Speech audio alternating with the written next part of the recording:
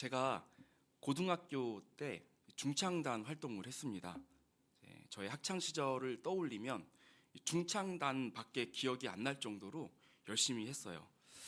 당시 제가 다니던 학교에는 동아리가 아주 활성화가 되어 있었는데요.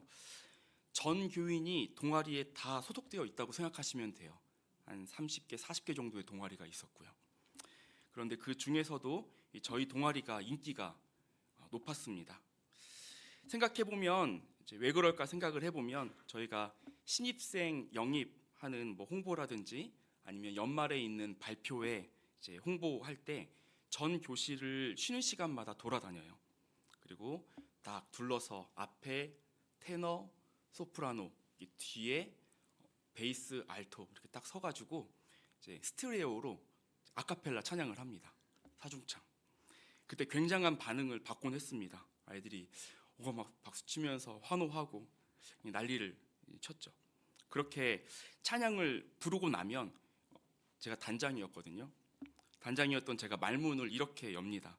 안녕하세요. 하나님의 사랑을 입은 자 여디디아입니다. 이렇게 하면서 제가 그 다음 멘트들을 이어갑니다. 여디디아 그러면 이제 솔로몬의 별칭, 별명이라고 볼 수 있는데요. 하나님의 사랑을 입었다는 뜻 가지고 있다고 합니다. 이 이름과 멘트가 저와 우리 동아리의 첫째 되는 소갯말이었어요.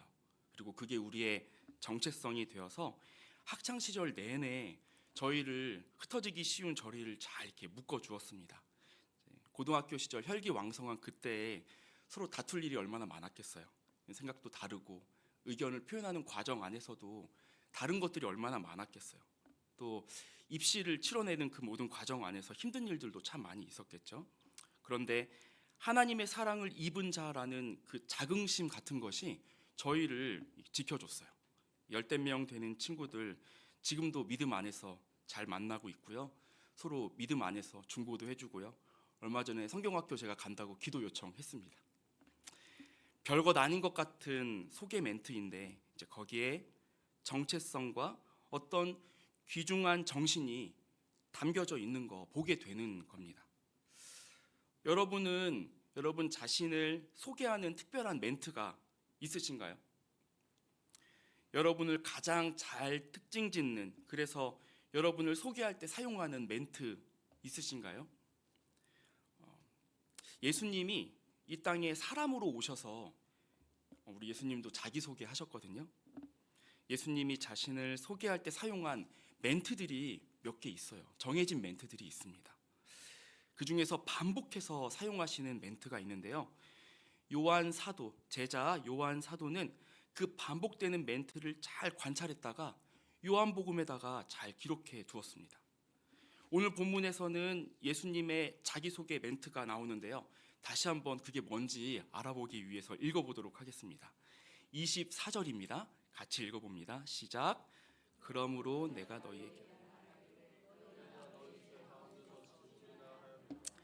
너희가 만일 내가 그인 줄 믿지 아니하면 너희 죄 가운데서 죽으리라. 아멘. 여기서 어떤 부분이 그 앞에서 말한 멘트일까요? 소개 멘트라고 보일 부분이 잘 안 보여요. 저도 처음에 잘 못 찾았습니다. 어디냐 하면요. 내가 그인 줄이라는 대목이에요. 그냥 일반적인 문장인 것 같지만 성경에서 아주 특별한 표현입니다. 헬라어로 보면요. 에고 에이미라고 읽는데요. 성경에 총 48번 나온다고 합니다. 그 중에서도 요한복음에만 24번이 나오는 표현이에요. 그만큼 사도가 아주 집중력 있게 포착한 예수님의 표현 멘트입니다. 이 에고 에임이라는 표현을 우리말로 좀 쉽게 바꾸면 이런 뜻이에요. 나는 나다. 난 나야. 라고 하는 뜻이에요. 이거 어디서 혹시 듣고 봤던 기억 여러분 있으신가요? 성경 가운데 이 표현이 처음 등장했던 때가 있거든요. 구약 성경으로 한번 가보도록 하겠습니다. 출애굽기인데요. 출애굽기 3장 13절 14절 제가 한번 읽어보도록 하겠습니다. 모세가 하나님께 아뢰되 내가 이스라엘 자손에게 가서 이르기를 너희의 조상의 하나님이 나를 너희에게 보내셨다 하면 그들이 내게 묻기를 그의 이름이 무엇이냐 하리니 내가 무엇이라고 그들에게 말하리이까. 하나님이 모세에게 이르시되 나는 스스로 있는 자이니라. 또 이르시되 나는 이스라엘 자손에게 이같이 이르기를 스스로 있는 자가 나를 너희에게 보내셨다 하라. 아멘. 하나님이 광야에서 초라한 양치기로 살고 있는 도망자 모세에게 나타납니다. 아주 희한한 모습으로 모세를 만나셨는데요. 떨기나무에 불이 붙은 모습으로 오십니다. 건조한 광야에서 덤불에 불이 붙는 일이 종종 있었다고는 합니다. 이 모세도 처음에는 그냥 지나쳤겠죠. 그런데 불이 붙었는데 나무가 그을음이 생기질 않는 거예요. 타질 않습니다. 신기해서 가까이 가봤는데 그 불 가운데서 하나님이 말씀하기 시작합니다. 그리고 사명을 주십니다. 제가 더 읽어보겠습니다. 3장 10절인데요. 이제 내가 너를 바로에게 보내어 너에게 내 백성 이스라엘 자손을 애굽에서 인도하여 내게 하리라. 아멘. 이집트 왕 바로에게 가서 학대받는 하나님의 백성을 인도하여 오는 것, 이 사명을 주시는 거죠. 그런데 모세가 곧바로 순종하지 않습니다. 내가 누구고 대체 당신이 누구인데 내가 이 명령에 따라야 하는지 의문을 갖습니다. 그리고 그때 하나님이 자기가 누구인지 이름을 알려주세요. 그 이름이 우리 앞서 읽었던 부분에 나오는 스스로 있는 자입니다. 영어로는 I am who I am. 난 나야 라고 하는 이 표현을 하나님이 쓰셨어요. 하나님이 인간에게 자신이 누구인지 이름을 처음 알리시는데 이 이름을 우리가 지금 현재 여호와라고 부르고 있는 것입니다. 그리고 이 이름의 뜻을 헬라어로 번역하면 에고 에이미 이렇게 되는 것이에요. 이 이름은 다름 아니라 하나님이 자신을 소개하는 멘트였어요. 하나님이 어떤 분인지 알려주고 있는 것입니다. 스스로 존재할 수 있는 유일한 존재. 여러분, 하나님은 다름 아니라 그런 분입니다. 여러분과 저 중에 어느 누구도 스스로 존재할 수는 없어요. 잠깐만 들여다봐도 인간이 체온과 수분에 얼마나 취약한지요. 따뜻한 기후 또 적절한 수분에 의존하지 않고는 우리 인간이 살 수가 없습니다. 지금 입고 다니는 옷 또 음식, 우리가 먹는 음식은 어떻고요? 거의 모든 것들이 다른 누군가가 수고해서 만든 것을 우리가 소비하고 있는 거죠. 우리 영혼은 어떻습니까? 하나님의 은혜에 빚지지 않고 살 사람이 없습니다. 하나님이 주시는 그 안정적인 사랑을 깨닫지 못하는 한 우리 영혼은 금세 불안 가운데 시들어 가게 됩니다. 지상에 사는 모든 것이 다 무언가 의지해서 살아요. 여러분, 이게 피조물입니다. 그런데 하나님은 다릅니다. 다른 어떤 것도 의지하지 않고 스스로 존재할 수 있는 유일한 분이 있는데 그분이 바로 하나님, 그리고 하나님이 그렇게 말씀하시는 거예요. 그래서 무한하고 불변하고 영원하신 절대적 주권자가 자신으로서, 절대적인 주권자로서 자신을 알릴 수 있는 유일한 분이라는 겁니다. 그렇기 때문에 스스로 있는 자, 난 나야, 이건 하나님만 사용할 수 있는 소개 멘트예요. 그런데 이 멘트를 예수님이 갖고 온 거예요. 24절 제가 다시 읽어볼게요. 그러므로 내가 너희에게 말하기를 너희가 너희 죄 가운데서 죽으리라 하였노라. 너희가 만일 내가 그인 줄 믿지 아니하면 너희 죄 가운데서 죽으리라. 아멘. 너희가 만일 내가 그인 줄, 에고 에이미, 스스로 존재하는 하나님인 줄 믿지 않으면 너희는 죄 중에서 영원한 죽음을 맞이하게 돼. 나 믿어 라고 말씀하시는 거예요. 이제 이 말이 좀 더 실감 있게 좀 다가오실까요? 예수님이 지금 어마어마한 말씀하고 있는 중이십니다. 천지를 창조하고 모세를 부르고 바다를 가르고 여리고성 무너뜨린 하나님 절대 주권자가 바로 나야 라고 예수님이 아주 분명하게 말씀하시는 것이죠. 우리 예수님 아주 좋은 사람 정도가 아닙니다. 도덕적으로 아주 훌륭하고 세상 이치를 꿰뚫는 선지자적인 해안으로 인류의 지성을 깨워주는 분 정도 아닙니다. 예수님이 자신을 누구로 소개하고 있는지 보십시오. 예수님은 하나님이세요. 주권자이십니다. 우리가 예수님을 믿는다라고 하는 것은 예수님을 하나님으로 믿는 거예요. 주권자로 우리가 믿고 바라보고 그분을 묵상하고 즐거워하는 것입니다. 사람 인류의 역사, 그리고 자연현상, 그리고 하늘에서 일어나는 모든 신령한 일들, 그 모든 것을 다스리시는 분입니다. 그래서 세상 온 우주를 말씀으로 창조하신 능력으로 지금 다 어그러져 있는 우리 영혼, 나의 가정, 공동체까지 다시 새롭게 창조하실 수 있는 분으로 믿고 기대하며 살아가는 것이에요. 나 혼자는 절대 못 가는 길인데 예수님 있으면, 그 주권자가 나와 함께 하시면 그 어둡고 쓸쓸한 길도 담대히 지나갈 수 있음을 아는 것입니다. 그 예수님이 우리와 함께 하신다는 약속이 있기 때문이에요. 첫 번째로 기억하시기 바랍니다.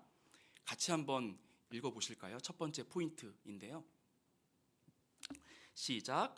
참된 신앙은 예수님을 절대 주권자로 아는 것입니다. 네. 아멘.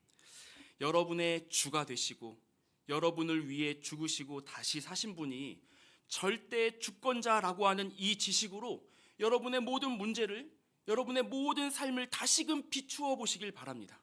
그 하나님이 여러분의 삶에 찾아오셨어요. 여러분의 이름을 아시고 여러분의 이름을 가슴에 품고 십자가에서 죽으셨고요, 그 이름 품은 채로 다시 살아나서 성령으로 여러분과 함께하고 계십니다.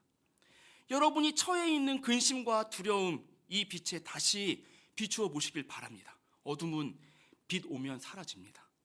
그 어둠에 기생하던 마귀의 장난도 힘 잃게 되는 줄 믿습니다. 그런데 오늘 본문에서는 자신을 절대자 하나님으로 소개하고 지존하신 창조의 주인으로 알려주신 분이 그와는 좀 어울리지 않는 것 같은 말씀을 하십니다. 28절 함께 읽어보도록 하겠습니다. 이에 예수께서 이르시되 너희가 인자를 든 후에 내가 그인 줄을 알고 또 내가 스스로 아무것도 하지 아니하고 오직 아버지께서 가르치신 대로 이런 것을 말하는 줄도 알리라. 아멘. 스스로 아무것도 아니하고, 지금 지구상에서 유일하게 스스로 존재하실 수 있는 분이 스스로 아무것도 안 한다고 말씀합니다. 정말 이상한 일입니다. 하나님으로서 그 실력과 능력과 지위를 사용하지 않으시고 있다는 것이에요. 왜? 그리고 이렇게 말씀하시죠. 오직 아버지가 가르치신 대로 한다고 말씀합니다. 아버지가 지도하시는 대로 따라간다는 거죠. 예수님이 능력이 없어서요? 예수님이 부족한 게 있어서요? 예수님께 사랑이 부족합니까? 지혜가 부족합니까? 전혀 그렇지 않습니다. 모든 걸 다 가지신 분이에요. 예수님께서는 그의 삶으로 자녀로 부르신 우리 제자들에게 뭔가를 가르치는 중이에요. 앞장서서 본을 보이시면서 하나님을 아버지로 둔 자녀의 삶이 어떠해야 하는지 알려주시는 것입니다. 이 삶을 다른 말로 우리는 순종의 삶, 이렇게 부릅니다. 스스로의 생각과 뜻을 버리고 아버지께 순종하는 본 보이신 거예요. 절대 주권자이신 하나님도 스스로의 모든 선한 것까지 다 내려놓고 하나님 아버지께 순종하셨는데, 여러분, 우리가 쥐고 있을 것이 무엇입니까? 우리의 모든 스스로 하고 있고 해볼 수 있는 시도들을 내려놓고 아버지의 말씀에 순종하는 것, 이것이 자녀의 마땅한 삶이라고 하는 것을 예수님이 온 삶으로 설교하고 있는 중이에요. 더욱이 십자가에서 온 생애를 쏟아부어 보이신 것입니다. 그 피 다 흘려서 이 순종은 그리고 우리를 결코 부끄럽게 하지 않는데요. 왜냐하면 아주 특별한 축복이 약속되어 있기 때문입니다. 요한복음 8장 29절인데요. 이 부분도 같이 읽어보도록 하겠습니다. 시작. 나를 보내신 이가 나와 함께 하시도다. 하시도다. 나는 항상 그가 기뻐하시는 일을 행함으로 나를 혼자 두지 아니하셨느니라. 아멘. 항상 그가 기뻐하시는 일을 행하니까, 자기 스스로됨을 버리고 아버지께 순종하니까 우리 아버지가 나를 혼자 두지 않더라 라는 거예요. 아버지가 내게 안 계시다는 결핍감이 나한테 느껴지지 않더라 라는 겁니다. 스스로됨을 버리니까 스스로 계실 수 있는 절대자가 나와 함께 하시고, 그 함께 하심을 내가 이제 충분히 알겠더라 라는 거예요. 여러분, 최고의 축복입니다. 절대 주권자이신 하나님이 함께 있고 그의 능력과 지혜를 덧입어 살아가는데 여러분, 무엇이 더 필요하겠습니까? 질병도 죽음도 이기시는 하나님이 우리와 함께 하시는데 근심이 웬 말이고 두려움이 웬 것입니까? 우리에게 영원한 생명, 무궁한 하나님의 나라를 주시는 분이 함께 하신다는 것입니다. 이런 축복을 경험하며 사는 삶이 바로 순종에서부터 나온다고 예수님이 알려주고 계시는 거예요. 여러분, 기억하시기 바랍니다. 두 번째 포인트예요. 같이 한번 읽어보실까요? 시작. 하나님과의 친밀함은 순종을 통해 누릴 수 있습니다. 아멘. 하나님과 가까워지고 싶다는 많은 열망을 듣고 제 속에서도 확인합니다. 하나님의 사랑을 더 누리고 그의 살아계심이 나의 삶에 생생하게 경험되길 소망하는 것, 그것은 우리 모든 자녀들의 열망이죠. 그래서 은혜의 자리로 말씀을 사모하며 나오고 매일 기도도 하고 묵상도 합니다. 그런데 그 모든 것은 순종하기 위함이에요. 아무리 많은 말씀을 듣고 해박한 성경 지식을, 제가 또 목사가 되어서 모든 걸 다 알아가지고 일일이 다 나열할 수 있어도 여러분, 순종이 없이는 아빠 아버지를 누릴 수가 없습니다. 우리의 생각과 고집과 철학을 버리지 않으면 하나님과 함께 할 수 없는 것입니다. 이건 실력의 문제가 아니에요. 내 생각과 철학이 꽤 괜찮고 말고의 문제가 아닙니다. 이것은 신뢰의 문제입니다. 누구를 의지하고 누구를 섬기냐의 문제예요. 하나님은 늘 우리의 실력보다 우리의 신뢰에 관심을 두시기 때문이에요. 여러분은 마음에 평강이 없으십니까? 그런데 여러분이 인생을 바라보며 해석하는 안목이 지금까지 살아오는 동안 꽤 좋은 결과를 만들어냈습니까? 여러분, 하지만 그것들이 우리 영혼에 진정 평안을 줄 수 없습니다. 하나님을 누리게 할 수 없어요. 아무리 좋아 보여도 우리의 생각을 덜어낼 수 있어야 합니다. 하나님을 누리기 위해서 그렇게 하는 것입니다. 우리 아버지의 자리를 확보하고 아버지 앞에 우리의 삶을 내어드리며 그분이 일할 수 있는 공백과 여지를 남겨두며 아버지와 동행하는 그 삶이 가장 영광되고 아름다운 것이기 때문입니다. 순종함으로 내 능력이 아니라 하나님의 능력을 살기 위해서라는 것입니다. 그리고 아버지가 결국 그 자녀에게 주시고자 하시는 진짜 행복한 삶이라는 것이죠. 여러분, 신앙이 좋아진다는 거, 그거는 무엇이든 혼자 잘 해낼 수 있는 사람이 된다는 뜻이 아닙니다. 신앙이 성장하는 건 날이 갈수록 하나님을 더 의지하는 어린이가 되는 거예요. 스스로 설 수 없는 가난한 자임을 이전보다 더 깨닫고 하나님 더 찾고 그의 이름 더 사랑하면서 우리의 가난함과 비례하여 더 깊숙이 부어지는 주의 은혜를, 그 은혜에 압도당하면서 살아가는 것입니다. 하나님의 존귀한 성도 여러분, 우리가 믿고 의지하는 예수님은 유일한 절대 주권자이십니다. 만물이 그 앞에 놓여 있습니다. 어떤 사람도, 어떤 자연의 위력도, 어떤 환경도, 어떤 권력자가 우리에게 내미는 그 어떤 위협도, 여러분이 두려워하는 그 어떤 것도 예수님 앞에 굴복지 않는 것이 없습니다. 이것이 성경이 명백하게 선포하고 있는 바입니다. 그분이 그리고 우리를 그 가슴에 품은 구세주가 되십니다. 여러분과 동행하는 주님이 어떤 분인지 명확하게 기억하며 하루하루 살아가실 수 있길 바랍니다. 그리고 그분으로 하여금 여러분의 삶에 하나님의 능력을 드러내시도록, 여러분의 앞서 하나님이 일하시도록 하시기 바랍니다. 여러분의 실력이 아니라 하나님의 실력으로 사는 은혜의 사람들이 되시기를 바랍니다. 그러기 위해서 순종을 배워야 합니다.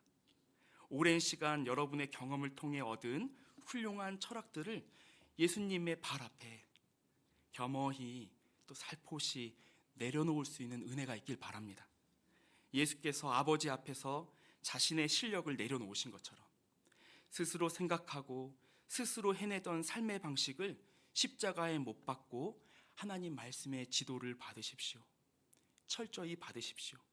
하나님 말씀이 여러분의 영혼에 침투하는 만큼 여러분은 삶에서 하나님의 능력을 살게 될 것이기 때문입니다. 그래서 예수께서 경험하신 하나님과의 그 친밀함, 머리 둘 곳도 잠잘 곳도 쉴 곳도 없는 그때에도 한량없이 아버지 안에서 누리던 그 친밀함과 행복을, 우리가 성경의 인물들을 보며 부러워하는 그 삶을 여러분들이 사실 수 있게 되길 축복합니다. 순종을 결단하고 아버지를 찾는 자녀들에게 하나님께서 은혜와 축복을 아끼지 않으실 것입니다. 그 능력으로 살아가는 여러분 되시길, 하나님이 혼자 두지 아니하심으로 참 형통한 참 영적 성공을 거두는 모든 주의 자녀들 다 되길 귀하신 주의 이름으로 축복합니다. 아멘.